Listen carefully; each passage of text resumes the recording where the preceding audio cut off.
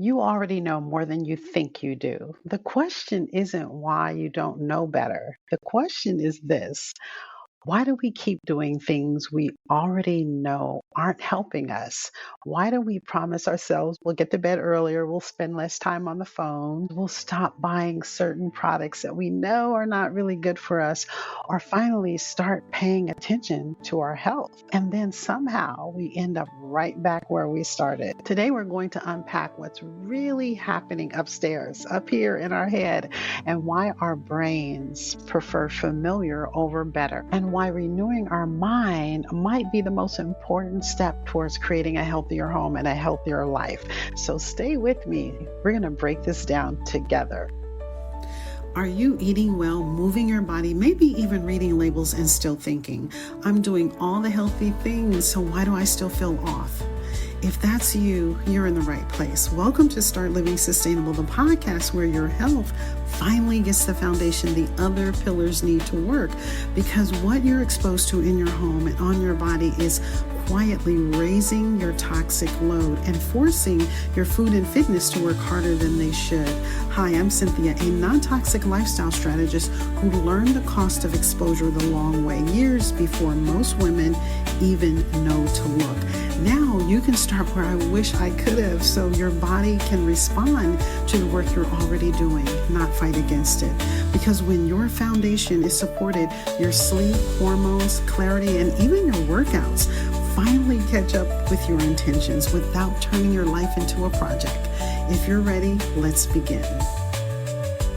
A few days ago, I caught myself doing something that made me laugh. I was still answering emails far later than I intended. I've created a workflow and it's helping me to block my days and my work hours, right? So it's helping me to stay organized. And I knew I needed to sleep. I have this new system in place, but I was still up answering emails. And I knew I'd feel better if I had just gone ahead and shut everything down an hour earlier. I knew all the reasons. And yet there I was telling myself just one more thing. Have you ever done that? Of course you have. We all have. And that's what made me start thinking about this conversation today, because most of us don't struggle because we lack information, right? We struggle because knowing and doing are two very different things. I already know that sleep matters, and so do you. You already know that stress affects your health, and so do I. We know that what comes into our homes affects how we feel.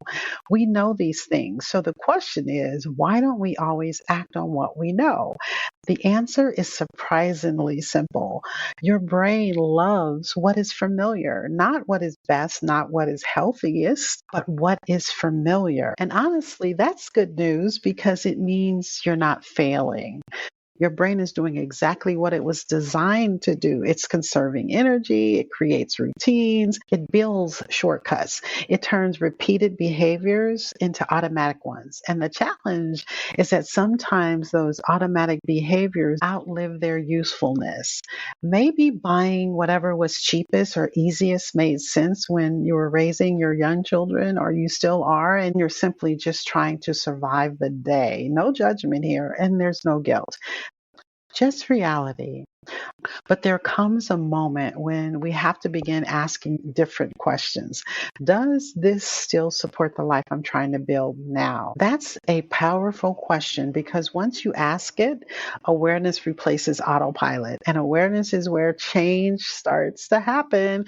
That's where change begins. The reality is that most women, especially moms, are not intentionally bringing things into their homes that work against their health or their family's well being. They're doing the best they can. They're caring for everyone else, managing schedules, remembering appointments, keeping things alive and moving forward. And somewhere in the middle of all that, they've learned to put themselves at the bottom of the list. Why? Well, because that's what moms do. And it's not because they don't care, because they're carrying a lot, and you probably are too. And that's why creating a healthier home has never been about perfection. It isn't about throwing everything away or fear. It's about paying attention to start noticing things that maybe you hadn't noticed in the past. It's about realizing that some of the things we've accepted as normal may no longer serve us. And that's where faith and science meet in a really beautiful way. Scriptures don't tell us to renew our kitchens, our closets, our pantries. It tells us to renew our minds because the way we think shapes the way we live.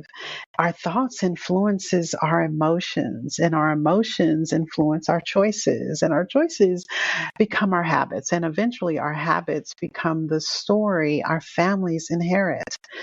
The encouraging news is this: the same brain that learned one pattern can learn another one. The same mind that rehearsed old beliefs can practice new ones, right? Change is possible. Maybe not overnight. It takes some thought and it does take some effort, but absolutely it's possible. And that is exactly why I love working with women who are ready to move from awareness into action. Because once you begin seeing things differently, you don't have to figure everything out on your own anymore. You don't have to wonder where to start, what matters most, or whether you're focusing on the right things. That's what my Healthy Home Reset audit is designed to do. Together, we look at your home, your routines, and the everyday exposures that may be affecting how you feel, and we'll create a practical plan that makes sense for your life and your family. And there's no fear or perfection. We get the job done. Just the clear next steps and personalized guidance so you can focus on the changes that will make the biggest difference for you, because lasting change doesn't come from doing everything. It comes from focusing on the right things. And it often begins with one simple question: what is the one thing I already know that I'm finally ready to act on?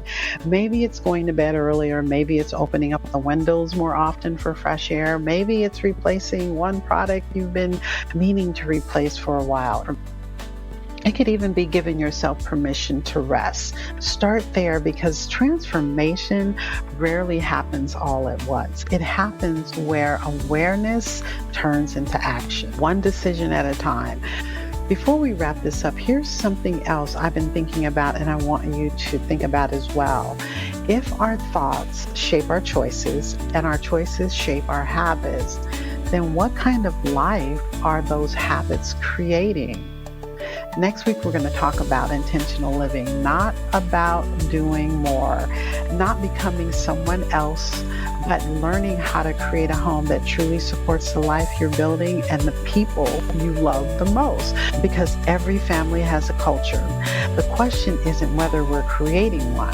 The question is whether we're creating one on purpose. And I hope you join me for that conversation as well. I'll see you next week. Thanks for listening to Start Living Sustainable. If this episode met you where you are, share it with a friend who might also need it as well. Your voice helps more women find the foundation they've been missing. Until next time, feeling lighter never goes out of style.